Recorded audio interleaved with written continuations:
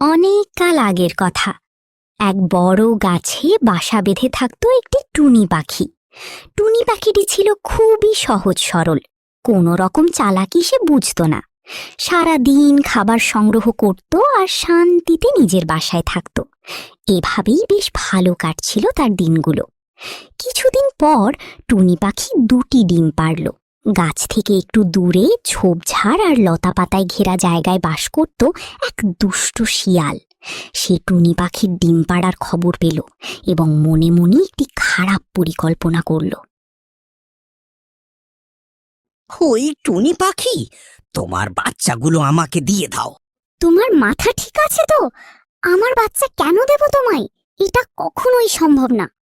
আমি যদি গাছে উঠি তাহলে তোকে বাঁচতে দেব না, তোর বাচ্চাগুলোও খাবো, তোকেও খেয়ে ফেলবো।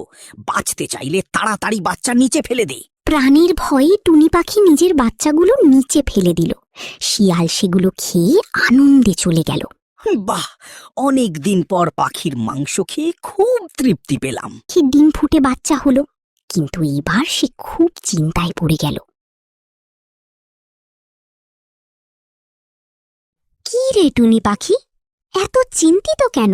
আমি খুব বিপদে আছি। এক শিয়াল ভয় দেখিয়ে আমার আগের বাচ্চাগুলো খেয়ে ফেলেছে। আবার এলে কি করব বুঝতে পারছি না। সব কথা শুনে বক বুঝতে পারল আসল ঘটনা। শিয়াল কখনোই গাছে উঠতে পারে না, সে শুধু তোকে ভয় দেখায়। আবার এলে বলবি পারলে গাছে উঠে খেয়ে যাও। বক চলে গেল। কিছুক্ষণ পর আবার সেই শিয়াল হাজির হলো। ওই টুনি পাখি, তাড়াতাড়ি বাচ্চাগুলো নিচে ফেলে দে। আমি আমার বাচ্চা দেব না, পারলে গাছে উঠে খেয়ে যাও। এই কথা শুনে শিয়াল অবাক হয়ে গেল। সে বুঝল কেউ না কেউ টুনি পাখিকে বুদ্ধি দিয়েছে। তোকে এইসব কথা কি শিখিয়েছে? বক শিখিয়েছে। শিয়াল রাগে ফুঁসতে ফুঁসতে নদীর ধারে গেল এবং বকের সাথে মিষ্টি করে কথা বলতে শুরু করল। কেমন আছেন বক মহাশয়? ভালোই আছি, তবে আজকাল মাছ একটু কম পাচ্ছি।